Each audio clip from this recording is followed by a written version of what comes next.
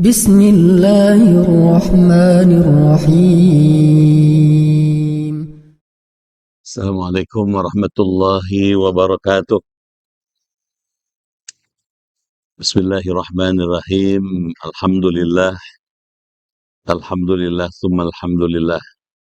Salatu wassalamu ala Rasulillah, Rasul ibn Abdullah wa ala alihi wa ashabihi wa mawalah. La haula wa la quwata illa billah, amma ba'd. Yang terhormat Ketua dan Pengurus Yayasan Masjid Al-Kautsar, yang terhormat Ketua dan Pengurus DKM Masjid Al-Kautsar, Bapak Ibu hadirin dan hadirat sekalian, keluarga besar Masjid Al-Kautsar yang dimuliakan dan dirahmati Allah Subhanahu wa taala. Mengawali kaji kita, marilah dengan seksama kita manjatkan doa. Yang pertama, semoga Bapak Ibu yang hadir dalam majelis ilmu malam ini beserta keluarga di rumah selalu dalam perlindungan Allah Subhanahu wa taala, diberi kesehatan, keimanan, ketakwaan, keberkahan, kemajuan, kebahagiaan lahir batin, dijauhkan dari wabah, penyakit, musibah, bencana, teror, kejahatan, dan lain-lain. Yang kedua, kita berdoa buat keluarga besar Al-Kautsar yang hari ini sedang sakit. Kita doakan semoga Allah angkat penyakitnya, Allah kembalikan kesehatannya, sehingga dapat kembali aktif sebagaimana sedia kala. Menghantarkan doa itu, marilah kita bacakan Ummul Quran, Al-Fatihah.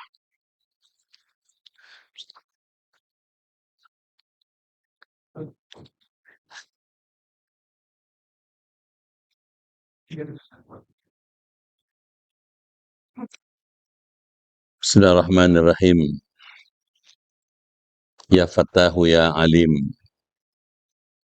iftah abwaba qulubina binuri ma'rifatik, wa akhrij alaina min dhulumatil jahli wal wahmi ila nuril fahmi wal ilmi, waftah alaina abwaba ilmika kama fatahtaha ala anbiya'ika wa ulama'ika al-mutaqaddimin al-mutaakhirin, wansur alaina rahmataka ya dzal jalali wal ikram.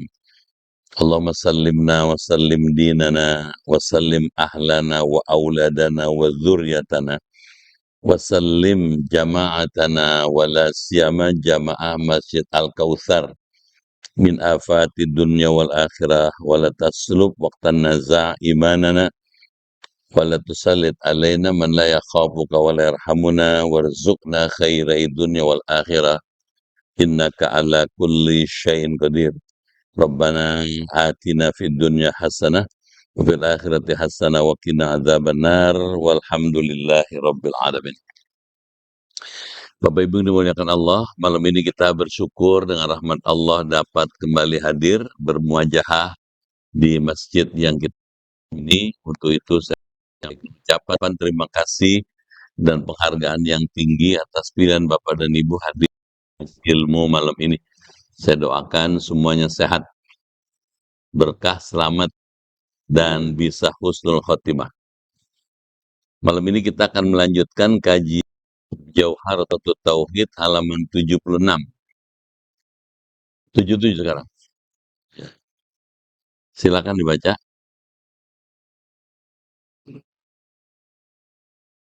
Bismillahirrahmanirrahim. Karena sebagai pihak ini tidak sebelumnya jelas tentang sebuah cintanya, sehingga banyak pengalaman yang isinya dijelaskan tentang sebelumnya dan tidak sama.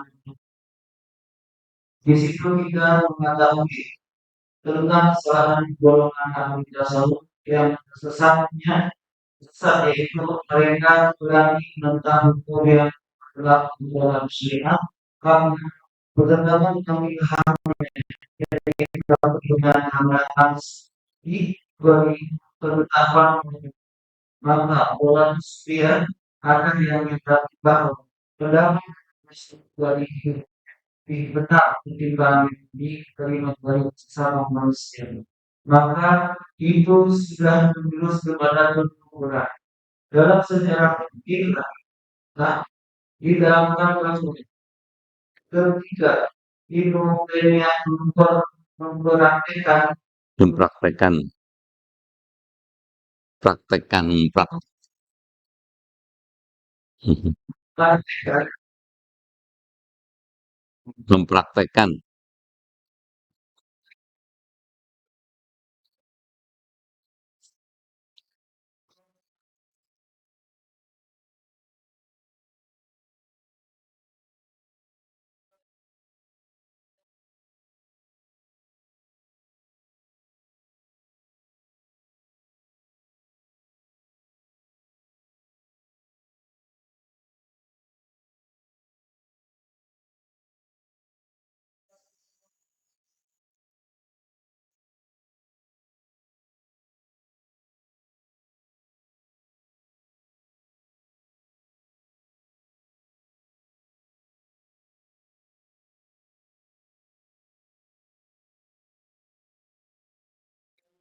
Mm-mm.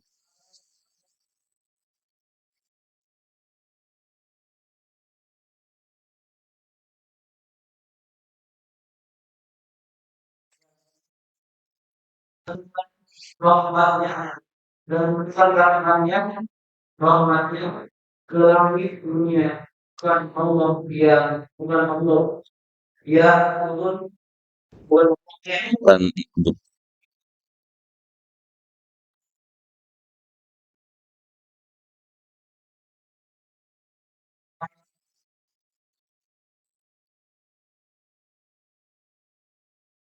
Ya,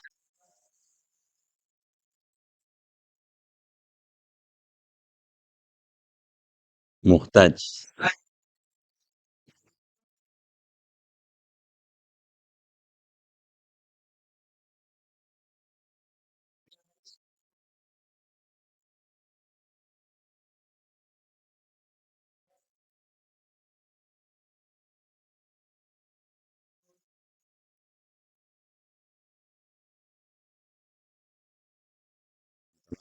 Mentelaah.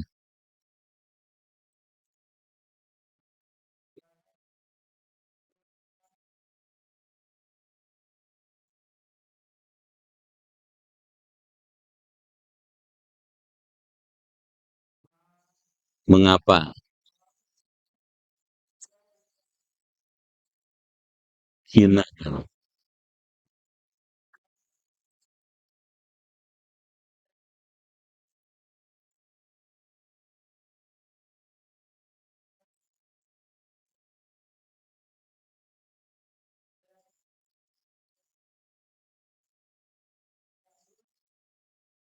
Serta seorang hakim jatuh talak satu,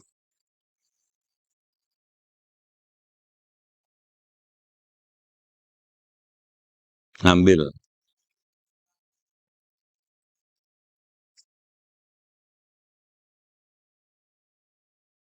keputusan ini. Madzhabul arba'ah,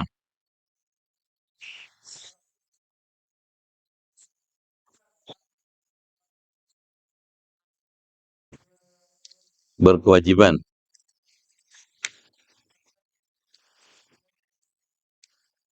Jangan sampai, ya, Bapak hadirin sekalian, kita simak apa maknanya. Pada kaji yang lalu, kita sedang membicarakan tentang pandangan Ibnu Taimiyah dalam memahami ayat Quran, ya, yang bersifat harfiah. Harfiah itu skripturalistik. Begitu bunyi hurufnya, begitu maknanya, begitu pahamnya. Ini akan berakibat pada paham mujassimah, bahwa Allah ada jisimnya, Allah ada tubuhnya. Nah, kalau Allah ada tubuhnya, maka Allah tidak beda dengan manusia. Gitu. Karenanya dikoreksi oleh kalangan Ahlus Sunnah wa Jamaah. Kalau ada misalnya istawa alat aras, Allah itu bersemayam di aras, maknanya bukan bersemayam duduk, ya, tetapi bersemayam di sini menguasai aras, gitu. Kalau dikatakan innallah, sesungguhnya Allah turun ke langit dunia pada sepertiga malam, misalnya maknanya itu yang turun bukan Allahnya, tapi rahmatnya, gitu. Nah, pemahaman ini menjadi pegangan bagi kalangan Ahlussunnah wal Jamaah supaya kita tidak terjerumus ke dalam paham mujassimah, paham yang mengatakan Allah punya jisim seperti jisimnya manusia. Kita coba lihat ya. Karena katanya sebagai para ilmuwan katanya, tidak bisa menutup kesalahan kedua belah pihak. Ini kita sering melihat penjelasan tentang kesalahan Ibnu Taimiyah sehingga banyak pengarang buku-buku yang isinya menjelaskan tentang kesalahannya, dan kita pun saat katanya memahaminya, di situ kita mengetahui tentang kesalahan golongan ahli tasawuf yang tersesat, yaitu mereka berani menentang hukuman yang berlaku dalam syariat. Gini maksudnya. Penulis kitab ini ingin menjelaskan bahwa paham tasawuf itu dalam beberapa sisi ada yang salah. Gitu.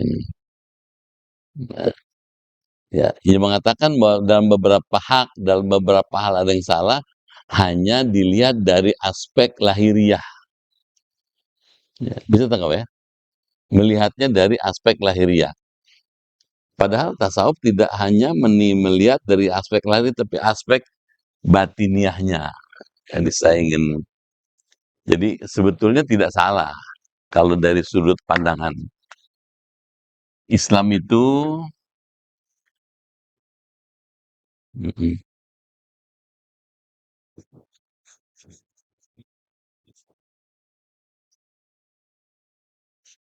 Islam itu bisa dilihat dari dua cara pandang katanya ya.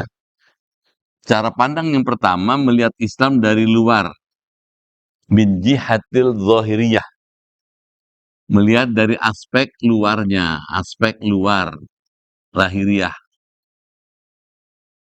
disebut eksoterisme.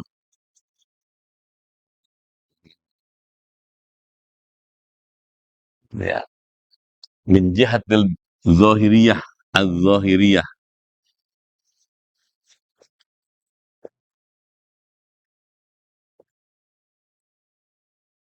Apa contohnya? Melihat Islam dari aspek zahiriyah, dari lahiriah, misalnya pandangan para ahli fikih, dari dimensi syariah,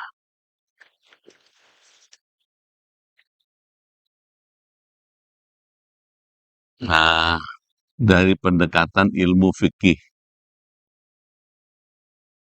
Fikih itu kalau melihat sesuatu, melihat Islam dari luarnya aja, gitu. Sebagaimana Nabi Muhammad mengatakan, nahnu nahkumu bidzawahir. Kami menetapkan hukum berdasarkan apa yang nampak, gitu. Wallahu yatawalla sarair. Kepada Allah lah kami serahkan segala-segala yang bersifat sarair, bagian batinnya, gitu. Hadis itu oleh para ulama ahli fikih dijadikan pedoman, gitu. Ngelihatnya dari aspek luar, lahiriahnya. Padahal Islam bisa dilihat dari aspek dalam. Aspek dalam. Dalam itu batiniah. Disebut aspek esoterisme Islam. Al-batiniyah.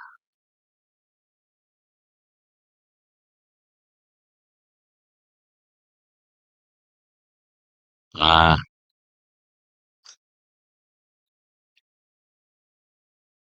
kalau melihat Islam dari aspek batinnya, maka muncul di sini ilmu tasawuf. Tasawuf. Itu.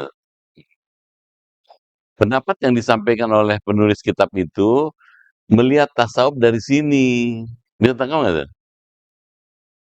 Orangnya ada di sini, yang menilai ada di sini, nggak ketemu.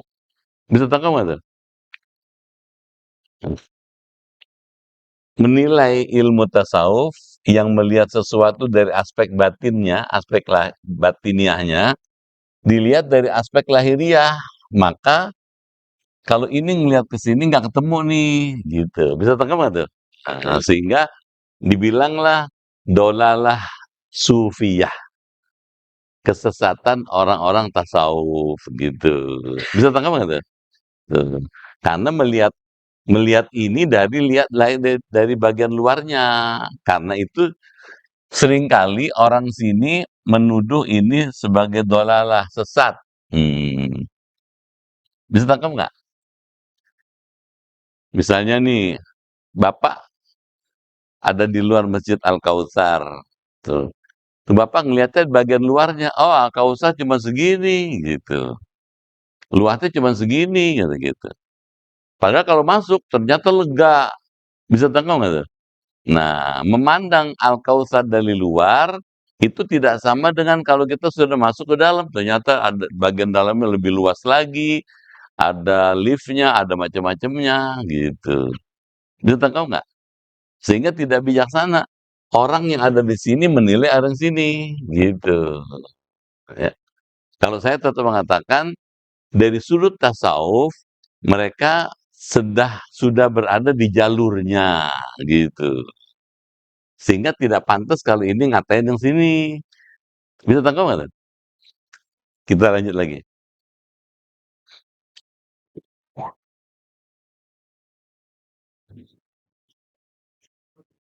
Di situ kita mengetahui tentang kesalahan golongan ahli tasawuf katanya. Yang tersesat yaitu mereka berani menentang hukum yang berlaku dalam syariat. Ya. Sampai di sini coba pelajarannya. Nggak mungkin orang tasawuf menentang syariat. Bisa tangkap nggak? Gimana nggak mungkinnya? Karena kalau melihat Islam dari sudut tasawuf, dia akan melihat Islam, nih kalau lihat dari sini nih, kalau melihat Islam dari sudut ini, Islam itu isinya ada 4. Satu, syariah. 2, tarikah. 3, hakikat. 4, ma'rifat. Bisa tangkap nggak? Jadi kalau melihat Islam dari sudut pandangan tasawuf, isinya Islam ada 4. Ada syariah, ada tarekat, ada hakikat, ada ma'rifat. Kalau melihat Islam dari segi ini lahiriah, Islam ada 3.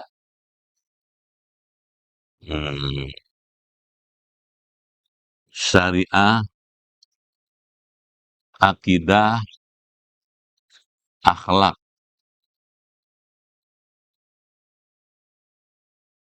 Nah, kalau kita bandingin, di sini ada syariah, di sini ada syariah. Bisa tangkap nggak? Jadi nggak bisa dikatakan ini melanggar syariah karena ini di sini menghormati syariah, gitu. Bisa tangkap nggak? Susah kali ngajinya. Ini ada syariah kan? Jadi kalau melihat Islam dari aspek lahiriah atau dimensi syariah atau dalam ilmu fikih, Islam itu isinya 3, syariah, akidah, akhlak. Bisa tangkap ya? Nah, kalau melihat Islam dari sisi dalamnya, dari sisi batinnya atau ilmu tasawuf, Islam isinya 4, syariah, tariqat, hakikat, ma'rifat. Kalau dilihat, dibandingkan, di sini ada syariat, di sini ada syariat. Duh. Jadi nggak mungkin kalau orang sini mengatakan ini sudah melanggar, gitu. Kenapa melanggar syariat? Di sini ada syariat, nggak mungkin melanggar syariat. Orang tasawuf juga sholat juga, kedengeran nggak tuh? Orang tasawuf juga puasa juga, gitu. Gitu. Jadi orang yang mendalami tasawuf nggak mungkin melanggar syariat karena sama-sama tuh menghormati syariat tuh, gitu. Jadi penulis itu melihat satu sisi dari sisi lain, sehingga kurang bijaksana, gitu. Paham ya? Kalau Bapak dengerin itu, Bapak nggak belajar tasawuf besok, nggak mau ngaji Bidayatul Hidayah, gitu. kan dianggap sesat, gitu. Jelas? Kita lanjut lagi.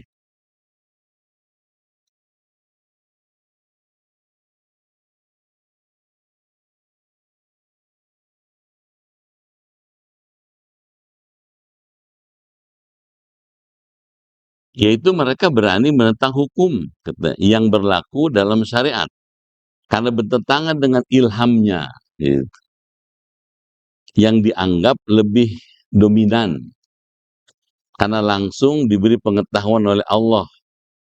Maka dolalatus sufiyah ada yang menyatakan bahwa pendapat ahli tasawuf dan ilhamnya lebih benar ketimbang yang diterima dari sesama manusia.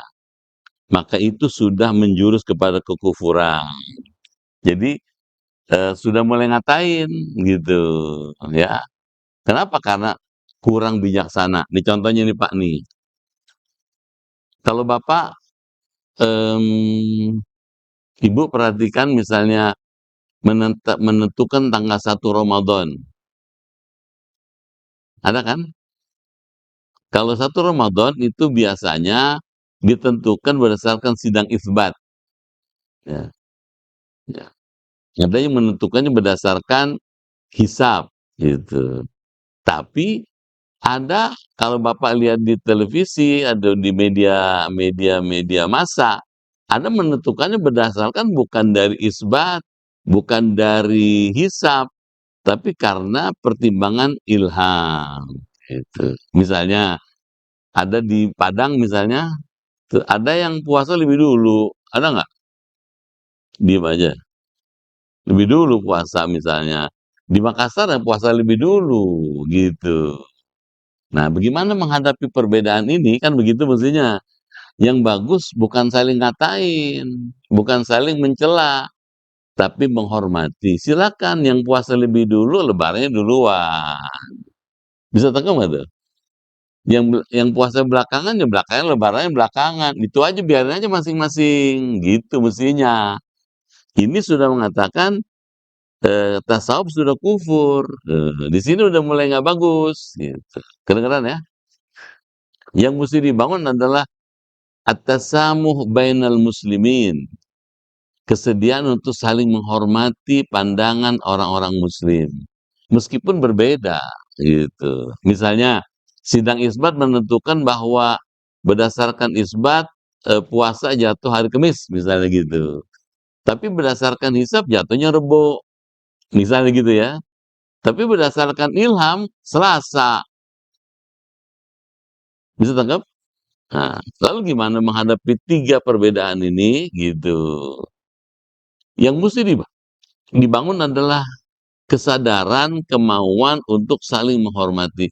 Silakan aja yang lebaran, yang puasa duluan, yang lebarannya duluan, gitu. Kalau ngikutin sikap tasamuh bainal muslimin, gitu. Bukan ngatain, gitu. Udah kalau mulai ngatain jelek tuh, gitu. Paham sampai sini? Diam aja. Ya. Jadi yang mesti dibangun gitu, gitu. Kalau melihat dari sudut hukum fikih atau usul fikih, qadul hakim yarfa'ul khilaf. Kalau dari sudut hukum fikih, putusan negara menyelesaikan sengketa. Itu kalau pakai usul fikih, begitu negara memutuskan isbat jatuhnya hari Kamis misalnya gitu, maka seluruh yang ada di negara itu mesti ikut hari Kamis, gitu. Bisa tanggap? Gitu.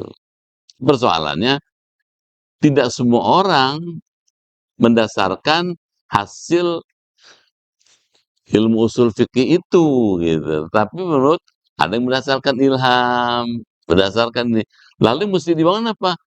Sikap menghormati, menghargai, gitu. Silakan aja, gitu. Jadi misalnya di Naksabandia di Padang atau kalangan di Makassar sudah puasa hari Selasa, ya lebaran duluan dia. Jelas nggak tuh? Yang hari Rebo ya lebaran duluan, yang Kamis ya belakangan, gitu. Kalau gitu gimana? Menghormati semua itu adalah bagian dari cara mempererat persaudaraan Islam. Paham tuh? Dalam sejarah, katanya, Rihlah Ibnu Battuta, ya. Rihlah itu perjalanan, ya. Ibnu Battuta tuh ulama yang melakukan perjalanan keliling dunia untuk membuktikan apakah bumi ini rata atau bulat, gitu. Bisa tangkap nggak? Kan dulu ada orang mengatakan bumi ini rata, datar, gitu. Dia mau buktiin apa benar nih rata, gitu. Dia keliling dunia itu dengan menggunakan kapal perahunya itu keliling dunia. Hasil keliling dunianya itu dia menyatakan bahwa ternyata bumi itu tidak rata tapi bulat, gitu. Bisa tangkap nggak? Perginya dari sini ketemunya ke sini lagi, gitu. Kalau gitu bulat tuh bukan rata, gitu. Nah, Rihlah Ibnu Battuta, dalam Rihlah Ibnu Battuta diterangkan bahwa ketika Ibnu Taimiyah mempraktekkan turunnya Allah ke langit, langit dunia dalam hadis innallah, katanya, yanzilu kulla lailatin ila samai dunya, bahwasanya Allah turun setiap malam ke langit dunia. Beliau dilempari sendal oleh murid-muridnya karena kesalahan ini, katanya, gitu. Nah, Ibnu Taimiyah memahami bahwa kata turun, Allah turun ke langit dunia itu turun begini dari atas ke bawah. Bisa tangkap nggak tuh? Nah, kenapa? Karena Ibnu Taimiyah memahami hadis itu dalam makna harfiah. Bisa tangkap nggak? Tuh, skripturalistik yang sudah pernah kita bahas 2 minggu yang lalu, gitu. Menurut para ulama ahlu sunnah wa jamaah, kata turun di situ bukan turun secara harfiah, bukan Allahnya turun, gitu. Tapi itu rahmatnya turun, gitu. Sebab kalau Allahnya turun berarti Allah ada tubuhnya. Bisa tangkap nggak tuh? Kalau Allah ada tubuhnya nggak beda dengan orang dong, gitu. Kalau begitu bagaimana dengan ayat Quran? Laisa kamisli syai'un. Tidak ada satupun yang menyerupai Allah. Satu. Contoh lagi, walam yakul lahu kufuwan ahad. Tidak ada satupun yang menyerupai, menyamai Allah. Tuh. Kalau begitu, kata turun di sini bukan turun fisik, tapi turun maknawiyah. Tuh. Turun majaz, turun dalam arti kiasan. Bukan bukan tubuhnya yang turun, tetapi rahmatnya yang turun, gitu. Kedengeran?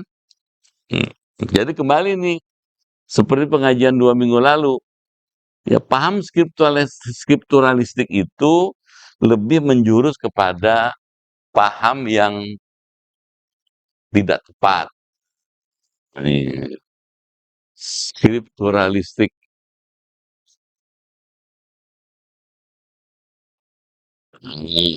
ini bisa menjadi paham mujasimah. Mujasimah itu Allah ada jisimnya, gitu.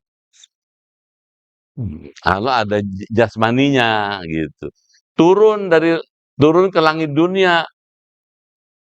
Paham yang skripturalis mengatakan yang turun Allahnya, gitu. Tapi paham yang Ahlussunnah wal Jamaah pada umumnya kontekstualistik. Yang turun bukan jasmaninya, turun adalah rahmatnya, kasih sayangnya. Bisa tangkap nggak tuh? Karena kalau Allah ada tubuhnya, segede apa tubuhnya? Kan begitu bukan? Kalau ada tubuhnya ada kepalanya dong, ada tangannya, kakinya. Kalau gitu ada badannya. Kalau itu ada ruangannya, gitu. Kalau Allah ada ruangannya, nggak beda dong dengan manusia. Padahal ruang itu yang ciptakan Allah. Bisa tangkap nggak? Ruang yang menciptakan Allah nih, langit, bumi. Di antara langit itu ada ruangan kan? Adanya langit, adanya bumi itu ciptaan Allah. Padahal ruang itu ciptaan Allah. Nggak mungkin Allah tunduk pada ciptaannya sendiri. Diam aja. Betul apa enggak? Jadi kalau begitu yang disebut turun di sini bukan turun kayak orang turun dari atas ke bawah. Yang turun rahmatnya. kasih sayangnya. Apa tandanya turun kasih sayangnya? Setiap sepertiga malam terakhir Allah menyediakan kepada orang yang berdoa dikabulkan. Itu maksudnya. Jelas nggak tuh? Jadi siapa aja yang berdoa pada sepertiga malam terakhir bakal dikabulkan. Itu artinya Allah menurunkan rahmatnya, gitu. Malah ditawarin sama Allah, gitu. Manil ladzina yastaghfiruni istaghfiruli aghfir lakum. Siapa siapa di antara kamu yang mau minta ampun kepada saya, minta ampunlah sekarang, katanya gitu. Pasti aku ampuni, gitu. Kedengeran? Manil ladzina yas'aluni is'aluni u'tikum. Siapa di antara kamu yang memohon permintaan hajat kebutuhannya kepada aku, mintalah sekarang. Saya akan berikan semuanya, gitu. Jadi itulah rahmatnya. Artinya apa? Allah mengabulkan doa. Mengabulkan doa. Kalau paham ini, turun beneran Allah. Gitu. Bisa tangkap nggak tuh? Kalau ini nih, pahamnya Ibnu Taimiyah, Allahnya turun, gitu. Dan itu bertentangan, gitu. Bisa tangkap ya? Ya. Sama seperti misalnya Allah bersemayam di aras. Tuh. Pahamnya Allah duduk kayak di aras. Tengah-tengah. Apa tengah-tengah? Enggak dong. Masa Allah kayak manusia? Nggak mungkin. Jadi yang betul istaula. Allah itu bersemayam di situ bukan bersemayam duduk, tapi menguasai aras, gitu. Setelah langit diciptakan, bumi diciptakan, Allah kemudian menguasai aras yang lebih besar lagi, gitu. Itu lebih cocok. Sama pada 3 minggu yang lalu, yadullah fauqa aydihim, tangan Allah di atas tangan mereka, gitu. Kalau dimaknai oleh orang ini, orang skripturalistik ini, Allah ada tangannya. Bisa tangkap nggak tuh? Tuh. Kalau menurut paham yang ini, yang di kalangan Ahlussunnah wal Jamaah, Allah di situ bukan tangan. Kekuasaan Allah di atas kekuasaan mereka manusia, gitu. Sehebat apapun kekuasaan manusia akan tunduk pada kuasa Allah, gitu. Itu diluruskan nih oleh dia nih. Paham nggak nih? Ah, ini diluruskan, gitu. Jelas ya? Hmm.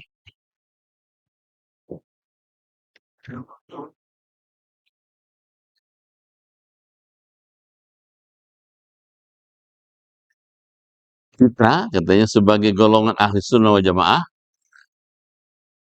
dalam mengartikan ayat-ayat yang mutasyabih, ayat ada mutasyabihat, ada ayat muhkamat, masih ingat ya? Yang muhkamat tuh begitu bunyi hurufnya, begitu maknanya, begitu artinya nggak bisa dimaknain lain. Tuh, itu muhkamat namanya. Kalau mutasyabih, ayat yang samar. Tuh, ya. Perlu penjelasan. Contoh, yadullah fauqa aydihim. Tangan Allah di atas tangan mereka. Itu nggak bisa dimaknai tangan. Maknanya kekuasaan Allah di atas kekuasaan mereka. Bisa tangkap ya? Kita sebagai golongan Ahlus Sunnah wal Jamaah dalam mengartikan ayat-ayat mutasyabih tadi dengan yang benar katanya itu ya katanya baiatnya para sahabat itu adalah di atas kekuasaan Allah, katanya gitu. Bukan tangan Allah di atas tangan sahabat, gitu. Dan menurunkan rahmatnya ke langit dunia bukan Allahnya yang turun tadi itu. Karena katanya kita kata turun makulat wadok katanya itu adalah bahasa untuk makhluk bukan untuk Allah. Karena jika Allah turun, berarti Allah ada tubuhnya. Jelas nggak? Bergerak. Di antara kesalahan Ibnu Taimiyah diterangkan dalam kitab Syarah Tuhfatul Muhtaj. Yaitu Ibnu Taimiyah menetapkan bahwa talak 3 itu udah mulai berkembang. Tadinya bicara soal-soal yang terkait memahami ayat, sekarang sudah maju lagi katanya. Ibnu Taimiyah menetapkan bahwa talak 3 itu jatuh satu. Pendapat ini sama dengan pendapat golongan Syiah. Kedengeran? Misalnya nih gini, gitu. Ada orang saking marahnya kepada istrinya, saya talak kamu 3 sekaligus. Gitu. Bisa tangkap nggak tuh? Kalau mayoritas Ahlus Sunnah mengatakan kalau orang bilang talak 3 sekaligus, jatuhnya talak 1. Bisa tangkap nggak tuh? Ibnu Taimiyah mengatakan talak 3 sekaligus jatuh talaknya, nggak bisa baik lagi. Nah, paham mengatakan talak 3 sekaligus itu jadi satu itu sama dengan paham Syiah gitu. Kedengeran? Jadi merembet kemana-mana tuh gitu. Gara-gara tadi tuh paham bahwa Allah turun beneran kayak orang merosot dari atas ke bawah. Paham ya? Di dalam kitab itu dikatakan inaudallun mudillun katanya. Maka berhati-hatilah dalam menelaah kitab Ibnu Taimiyah ini karena banyak yang bertentangan dengan ijma' para ulama mujtahidin. Itu dikasih tahu dia gitu. Bisa tanggap? Supaya lebih jelas kita minum dulu mendingan ya. Betul nggak? Ibu udah dapat minum belum? Bismillahirrahmanirrahim.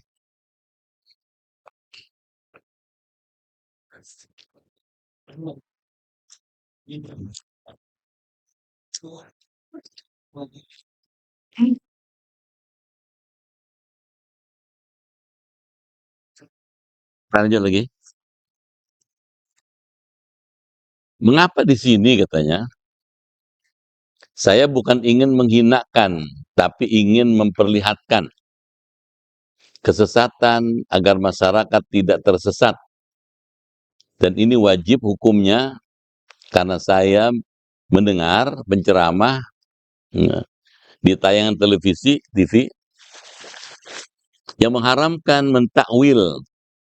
Jadi ada penceramah nggak boleh takwil katanya. Masih ingat nggak? Takwil itu menetapkan sesuatu yang dianggap mendekati. Contohnya, yadullah fauqa aydihim. Kekuasaan Allah di atas kekuasaan mereka. Itu takwil namanya. Bisa tangkap nggak? Ada penceramah mengatakan nggak boleh takwil. Yang boleh adalah yadullah, tangan Allah. Fauqa ini di atas tangan mereka. Tuh. Kenapa? Karena makna tangan itu lebih mendekati kebenaran. Oleh yang mengatakan takwil itu perlu karena kalau Allah punya tangan kayak manusia dong. Kalau kayak manusia Allah tidak laisa kamitsli syai'un. Allah tidak mukhalafatul lil hawadits. Allah bertentangan dengan walam yakul lahu kufuwan ahad gitu. Sehingga makna yang lebih tepat yadullah bukan makna hakiki tapi makna majazi.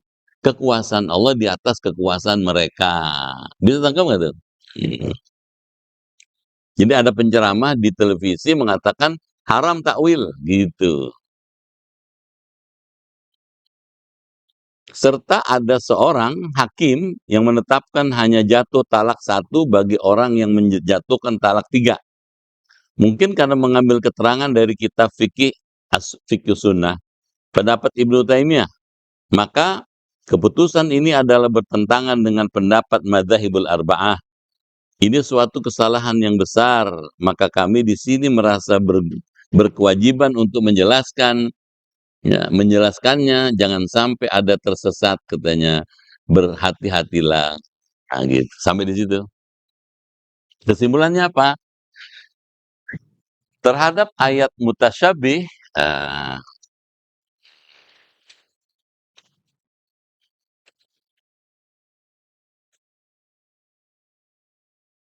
ada ayat muhkamat.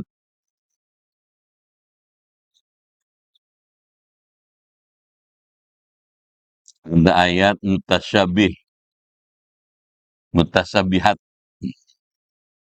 Kalau ayat muhkamat nggak bisa dimaknai lain kecuali begitu. Bisa tangkap nggak tuh? Misalnya ayat-ayat muhkamat itu ayat-ayat yang terkait dengan hukum. Misalnya Aqimus shalah wa atuz zakah warka'u ma'ar raki'in. Tegakkanlah salat, tunaikanlah zakat, rukuklah bersama orang yang ruku. Itu nggak bisa dimaknai lain. Jadi yang disuruh salat. Kedengeran nggak tuh? Yang disuruh zakat. Kita disuruh zakat, disuruh ruku bergaul bersama orang-orang soleh. Tuh, ini ayat muhkamat. Tapi ketika ayat mutasyabihat, nah gitu. Diperlukan takwil. Contoh ayat mutasyabihat tadi, yadullah fauqa aidihim. Tangan Allah di atas tangan mereka. Kalau menurut paham yang ini, menurut paham ini itu mesti pakai takwil, bukan tangan Allah di atas tangan mereka, yang betul ya kekuasaan Allah di atas kekuasaan mereka gitu. Paham ini ya? Hmm. Jadi kalangan Ahlussunnah wal Jamaah sepakat dalam hal yang terkait dengan ayat ini masih bisa diberlakukan takwil. Dan yang mentakwil hanya orang tertentu yang punya kompetensi di bidang itu. Nggak boleh sembarangan. Kedengeran nggak tuh? Mereka yang punya ilmu di bidang itu yang boleh ini mentakwil nih, gitu. Paham deh nih ya? Hmm. Selesai nih, ya. Soal-soal yang terkait dengan memahami ayat Quran yang mutasyabih tuh, gitu. Karena kita pindah.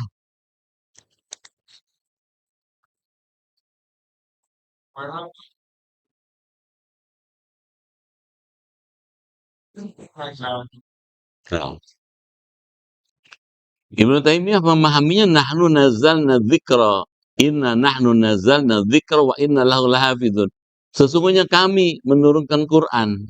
Ya kami lebih dari satu, gitu. Gitu.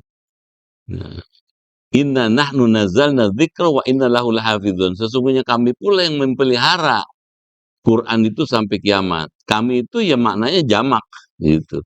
Bukan satu, gitu. Nah, gini. Kalau dilihat dari hakikatnya, yang menurunkan Allah. Quran itu yang dasar dari Allah. Diturunkan kepada Nabi Muhammad, disampaikan kepada umat, gitu. Tapi Allah dalam hal ini sangat bijaksana. Bijaksana di mana? Sesungguhnya kami yang menurunkan Quran. Kami di situ Allah melibatkan malaikat Jibril. Bentuk penghargaan Allah kepada jasa malaikat, gitu. Di situ ada unsur ngajarin, gitu. Ya, bahwa kita nggak boleh merasa egoisme, gitu. Ya, memang hakikatnya Allah yang nurunin, tapi dalam prakteknya ada unsur malaikat Jibril di situ, gitu. Makanya dia bilang, inna nahnu nazzalna dzikra wa inna lahu lahafizun. Sesungguhnya kami yang menurunkan Quran itu dan kami pula yang akan menjaga memelihara sampai hari kiamat. Kalau Ibnu Taimiyah katakan kami itu jamak, gitu. Jamak itu lebih dari satu, gitu. Tidak dijelaskan, ada unsur malaikat di situ, nggak dijelaskan. Pokoknya begitu bunyinya ya begitu maknanya, gitu. Kalau Ahlussunnah wal Jamaah pada umumnya diuber, kami itu pasti bukan satu. Tuh, kalau bukan satu siapa dong kalau gitu? Dalam proses turunnya Quran, Allah melibatkan malaikat Jibril, gitu. Gitu.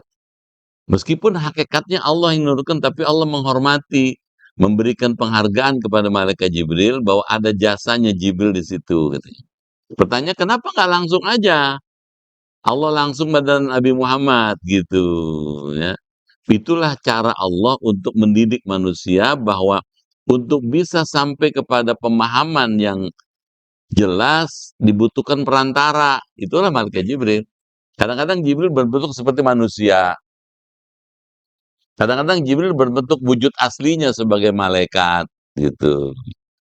Nah, yang begitu Allah ingin memberikan kepada kita paham bahwa untuk bisa sampainya Quran itu ada keterlibatan malaikat Jibril. Itu Pak. Nah, makanya tadi tuh Pak, kalau di sini dilihat, paham-paham seperti Ibnu Taimiyah bisa mengarah pada kekufuran karena Allah satu dibilang banyak gitu. Bisa tangkap ya? Meskipun nggak semuanya, tapi kalau dilihat dari paham yang bersifat skripturalistik itu huruf per huruf, Ibnu Taimiyah bisa mengarah kepada kemusyrikan. Jelas? Siapa lagi?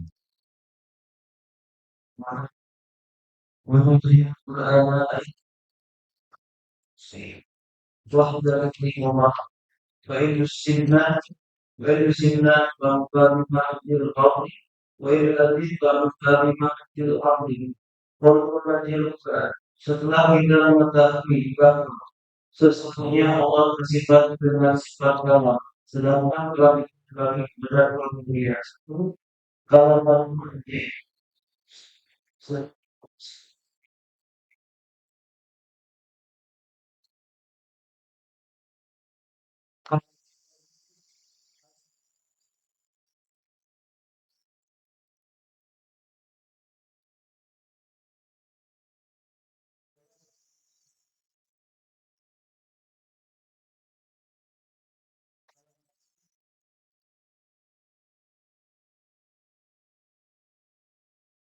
Rasakan.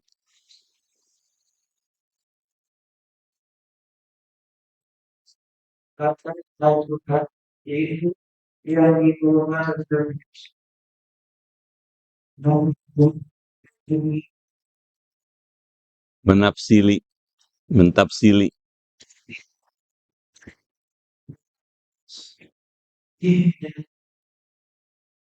dan menentukan yang besar bersama oleh api harus bersihkan dari baunya dalam tubuh. Jadi sifatnya Allah yang besar bersama oleh api yang suka disebut dalam makhluk tidak mendekatkan bau maka takutlah siksaan Allah karena telah telah berhenti dan barunya senang.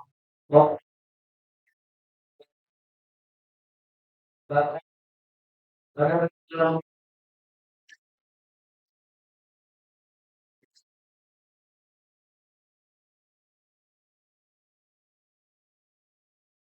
Ya, coba kita lihat ya, pelan-pelan ya.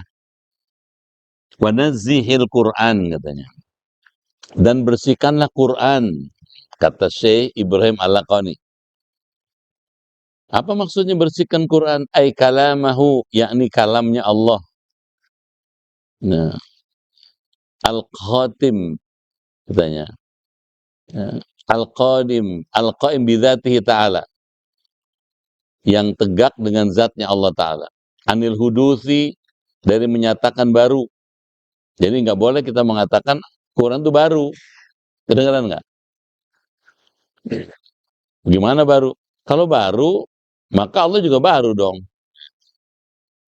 Ya. Intiqamuhu katanya. Siksaannya, dan takutilah siksaannya. Wahdar intiqamuhu, takutilah siksaannya. Fa'in yusbina, maka bila Allah memberi pahala kepada kita, famibahdil fadli, maka itu karena karunia-Nya yang tulus katanya, yang tulen katanya. Wa yu'adzib fabimahdil adl, dan bila Allah mengadab maka itu hanya atas keadilannya semata-mata. Gini maksudnya. Orang kalau beramal soleh dapat pahala kan?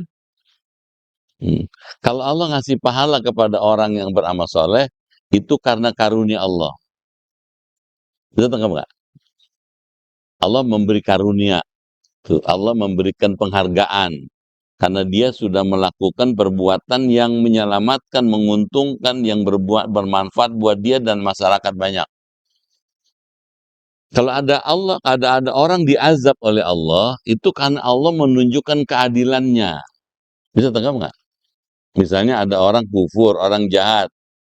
Maka dengan sebab jahatnya, maka dia dikasih azab, dikasih siksa. Nah, kalau Allah menyiksa orang itu untuk menunjukkan keadilannya. Gitu. Kedengeran? Bisa tangkap nggak? Jadi kalau orang beramal soleh dapat pahala kan? Hmm. Kita pindah tema nih. Orang beramal soleh, karena amal solehnya dia dapat pahala. Kalau Allah ngasih pahala kepada orang beramal soleh, ini karena karunia Allah. Bisa tangkap nggak tuh? Karena karunia Allah. Allah mengaruniai orang yang beramal soleh itu karena prestasinya, karena amal solehnya, maka dia dikasih pahala oleh Allah. Kalau ada orang beramal salah, maka dapat azab. Kalau orang beramal salah, jahat, ngerusak gitu, maka dapat azab. Kalau Allah mengazab dia bukan karena Allah dendam sama dia, bukan. Kadang-kadang nggak tuh? Karena Allah ingin menegakkan keadilan. Adil dong, orang jahat mesti diadilin. Bisa tangkap nggak tuh? Tuh. Jadi lihat, kalau Bapak nanti masuk surga karena Allah memberi karunia, gitu. Kalau ada orang masuk neraka karena Allah ingin menegakkan keadilannya. Karena dia waktu di dunia jahat, hidupnya kufur, tidak mau berbuat baik, menimbulkan kerusakan di mana-mana, pantas dong dapat azab, gitu. Jadi kenapa diazab bukan karena Allah dendam. Makanya saya nggak pernah bilang Allah murka, itu jarang. Kedengeran nggak? Kalau murka kayaknya Allah serem banget, benci banget sama orang, gitu. Kalau ada orang masuk neraka karena Allah ingin menegakkan keadilannya. Anda dulu waktu di dunia jahat, ngerusak, membunuh, macam-macam, maka dapat aja pantas dong, gitu. Kalau orang di dunia beramal soleh, dapat pahala masuk surga, ini karena karunia nih, ini karunia namanya. Penghargaan Allah, gitu. Jelas tuh? Gitu. Jadi dalam konteks Allah memberi karunia, maka Allah memberi pahala. Nah, karena pahala masuk surga dia. Tuh. Kalau orang diazab masuk neraka, bukan karena Allah dendam. Ya, bisa tangkap nggak? Tuh. Bukan dendam Allah. Buat apa Allah dendam buat orang kayak begitu, satu orang? Yang lebih, yang nurut lebih banyak. Paham nggak tuh? Yang ibadah kepada Allah, malaikat tuh triliunan jumlahnya. Nurut semua. Kalau ada satu orang, dua, tiga orang, atau katakanlah 1 juta orang nggak ibadah, ya cemen. Bisa tangkap nggak tuh? Sedikit dibandingkan Allah, malaikat yang banyak. Jadi nggak ada Allah murka. Dia berbuat begitu, kemudian masuk neraka. Karena Allah ingin menegakkan keadilan. Gitu. Kalau orang jahat nggak masuk neraka, nggak adil dong Allah. Bisa tangkap nggak?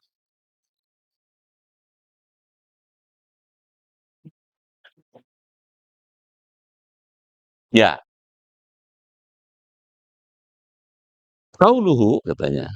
Ucapan penulis kitab ini, Syekh Abdul Ibrahim Al-Laqani, nazihil Quran katanya. Setelah kita mengetahui bahwa sesungguhnya Allah tersifati dengan sifat kalam. Masih ingat ya? Allah punya sifat kalam, wujud, kidam, baqa, mukhalafatul lil hawadits, qiyamu ta'ala binafsi, wahdaniyah, kudrat, iradat, ilmu, hayat, sama, basar, kalam. Ada kan? Udah kita bahas dulu tuh. Sedangkan kalam itu, sifat Allah yang kalam itu terbagi kepada 2 bagian. Tuh. Masih ingat nggak? Ya ingat-ingat, yang lupa-lupa. 2 bagian katanya. Satu kalam madlul,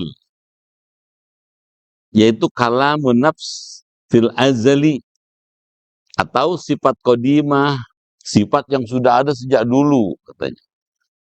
Qaimah bidzatihi ta'ala, yang tegak dengan zatnya Allah Ta'ala, laisat bisautin wal harfin, tanpa suara, tanpa huruf, katanya. Itu kalam madlul. Bisa tangkap? Ini cuma ngulang aja nih. Yang kedua kalam dal. Ada madlul, ada dal. Itu Al-Quran. Kalam dal itulah Quran. Lafaz yang diturunkan kepada Nabi Muhammad yang menjadi ibadah apabila dibacanya. Nah, di dalam bait ini musannif akan mentafsir hukumnya dua kalam Allah, yaitu kalam madlul dan kalam dal. Dan juga kalam Al-Quran itu suka dibahasakan kepada dua makna. Satu, suka dimaksud kata Al-Quran, yaitu yang diturunkan kepada Nabi Muhammad. Itu yang Quran yang kita punya itu.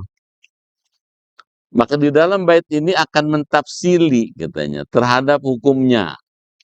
Berkata musannif wa nazih, yang artinya kamu harus membersihkan terhadap Al-Quran, yakni kalam Allah yang qadim, yang laisat bisautin wal harfin, tidak ada hurufnya, katanya, tidak ada suaranya, harus membersihkan dari barunya kalam Allah. Jadi Allah kalamnya dari dulu udah ada. Allah dari dulu bertutur, kedengeran nggak? Tuturnya Allah bila sautin wal harfin, kedengeran? Bila sautin nggak ada suaranya, nggak ada hurufnya. Pertanyaan, kenapa Allah kalamnya tidak ada suara, tidak ada huruf? Kalau ada suara huruf, nggak beda manusia dong. Kedengeran nggak? Kalau Allah tuturnya, kalamnya itu ada suaranya, ada hurufnya, nggak beda manusia. Kalau begitu sifat Allah ada tandingannya. Gitu. Allah kalamnya itu bila sautin wal harfin, tanpa suara, tanpa huruf. Gitu. Kedengeran? Yang suka disebut kalam madlul itu katanya jangan ditekadkan baru. Katanya. Maka takutlah siksaan Allah karena ya telah berani mengitikadkan barunya. Sebab orang yang mengitikadkan barunya kalam madlul itu bakal dapat siksa. Adapun kalam Quran yang diturunkan kepada Nabi Muhammad SAW yang sekarang selalu dibaca oleh kita, maka kalam ini katanya tidak apa-apa ditekadkan baru. Quran yang Bapak punya itu boleh kalau dibilang baru, ya memang prosesnya menjadi seperti begitu karena dari mula-mula Nabi Muhammad dapat wahyu dari Malaikat Jibril. Kedengeran? Malaikat Jibril nyampe Nabi Muhammad. Terus Nabi Muhammad sampaikan kepada sahabat. Oleh sahabat ada yang dicatat, tuh, ada yang dihafal. Bisa tahu nggak? Ada yang dipraktekin, gitu. Nah, jadilah kayak begitu sekarang. Kita punya sekarang. Kalau Quran yang dimaksud seperti sekarang itu adalah kalam yang baru itu bisa dimengerti, gitu. Tapi kalam Allah bila sautin wal harfin, tanpa huruf, tanpa suara, yang kalam yang asli itu, gitu. Bisa tangkap ya? Allah bisa bertutur tanpa suara, tanpa huruf, gitu. Ya. Kenapa tanpa suara? Kalau pakai suara kayak orang dong, gitu. Allah bisa memasukkan sesuatu tanpa suara kepada orang, kepada Nabi Musa misalnya gitu. Paham ya? Berkata musannif itu penulis kitabnya, belum baca ya? Sampai sini dulu deh. Alhamdulillah, gitu. Udah dulu, ntar nggak pulang-pulang.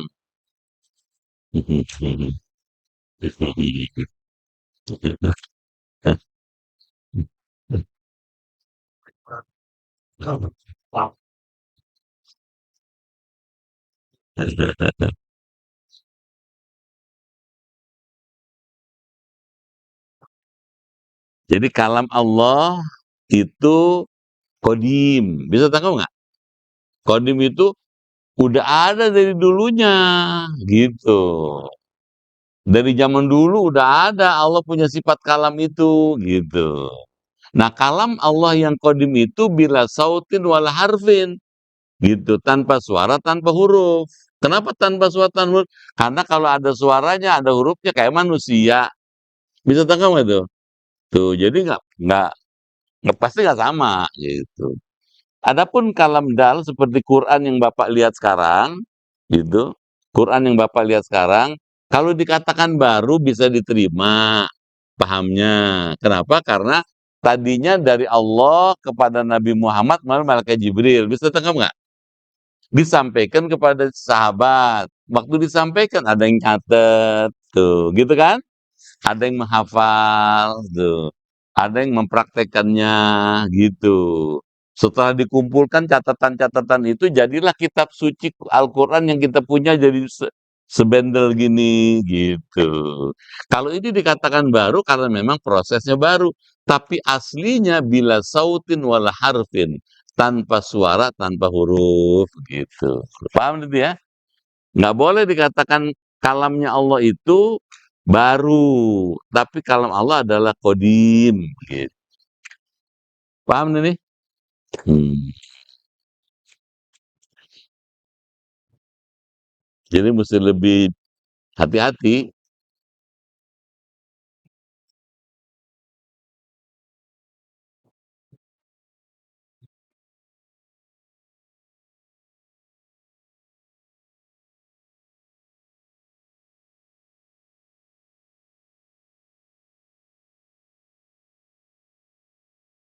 Ya, ya. Kiamat itu satu, itu ketetapan Allah yang sudah azali. Ya. Buat apa ada kiamat? Gitu kan pertanyaannya. Nah, kalau dilihat dari sisi aslinya, kiamat itu sudah ada ketetapannya dari dulu, gitu. Lalu buat apa ada kiamat? Kiamat itu diadakan untuk membalas amal manusia, gitu. Kalau baik, maka balasan baik. Kalau buruk, balasannya buruk, gitu ya. Yang kedua, buat apa ada kiamat? Dengan adanya kiamat, orang yang percaya pada kiamat kemudian punya harapan. Kalau dia beriman ya, dia kemudian punya harapan. Karena punya harapan dia mau beramal soleh. Misalnya Bapak nih mau sholat. Kenapa mau sholat? Ya saya berharap nanti kalau saya susah sholat, nanti dibales, balasannya baik, bisa selamat, bisa masuk surga. Tuh. Kenapa? Karena dia percaya kepada adanya hari kiamat. Gitu. Orang macam Abu Jahal. Gitu. Kedengeran ya? Emang ngaji ku jam 9 gini nih. Guru yang terangin. Ulang lagi. Gitu. Orang macam Abu Jahal, Abu Lahab, itu nggak percaya ada kiamat. Karena menurut Abu Jahal, orang kalau udah mati selesai. Nggak ada lanjutannya. Gitu. Kenapa selesai? Karena menurut dia nggak mungkin. Orang sudah jadi debu, tulang belulang udah berantakan, hidup lagi jadi orang kayak begini. Nggak mungkin, kata dia. Kenapa dia bilang nggak mungkin? Karena dia nggak percaya ada Allah, no. Gitu. Orang yang tidak percaya adanya kiamat, kan tidak percaya pada ada Allah, maka dia nggak mau beramal soleh. Bisa tangkap nggak tuh? Ngapain amal soleh katanya, capek-capek. Yang penting sekarang hidup ini senang-senang aja, gitu. Karena hidup senang-senang aja, tidak jarang bahkan sering merusak, gitu. Tidak ada kebaikan manfaat yang diperbuat. Akibat dosa terus, karena dosa terus masuk neraka. Kalau dia masuk neraka tuh Abu Jahal, itu karena keadilan Allah. Bisa tangkap nggak tuh? Adil dong. Kalau nggak masuk neraka enak amat. Nggak adil dong kita Allah. Kesian yang tiap hari sholat, yang tiap hari ibadah. Gitu, paham nggak tuh? Jadi kalau Bapak sholat, Bapak ibadah, pantes dong kalau dapat penghargaan dari Allah. Kamu dapat pahala, masuk surga, pantes. Gitu. Kalau ada orang berbuat jahat, tidak mau beriman, kemudian tidak beramal soleh, dapat azab, pantas karena Allah adil, gitu. Paham tuh?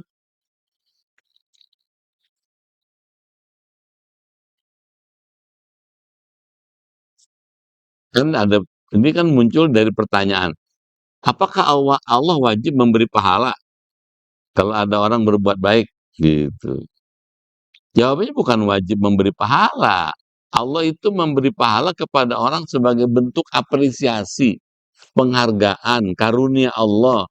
Karena dia sudah berbuat baik, memilih jalan yang benar, kemudian berbuat baik, pantas saya kasih penghargaan, gitu.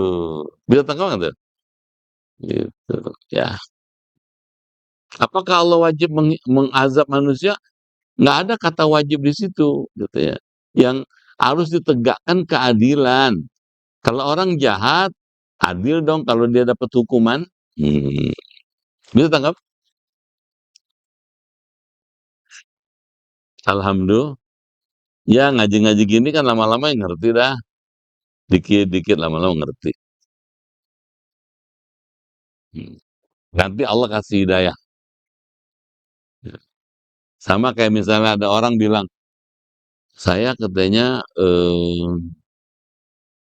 sejak taubat, hidup saya jadi susah, rezeki susah, seret.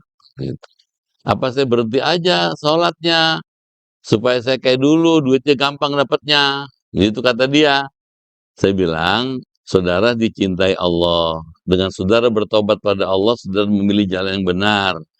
Allah kemudian memilihkan yang terbaik buat saudara. Gitu. Terus apa tuh? Saya berhenti sholat aja, saya kembali lagi dulu biar rezeki banyak. Sabar aja, jalan aja dulu. Nanti Allah bimbing. Dapat yang berkah. Gitu. Berkah tuh yang kadang-kadang nggak bisa dihitung rezeki itu, gitu. Yang di luar kuasa kita. Paham ya?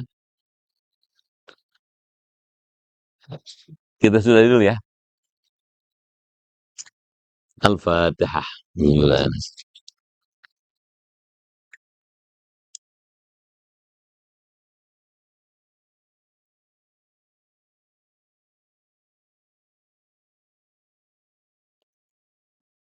Bismillahirrahmanirrahim. Allahumma bihaqqil Qur'an wa bi kalamikal qadim wa bi Muhammadin khatamin nabiyyin wa bi haqqi ummil Qur'an allimnal Qur'an wa faqihna fid din wa 'allimna ta'wil wahdina ila sawa'is sabil.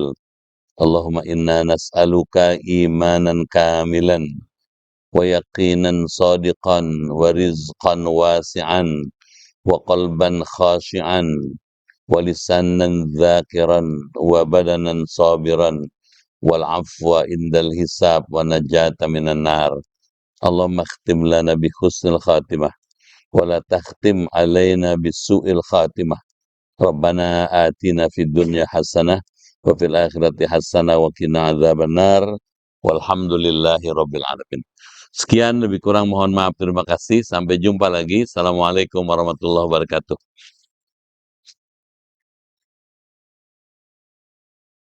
Inna a'tainakal kautsar fasalli li rabbika wanhar inna shani'aka huwal abtar.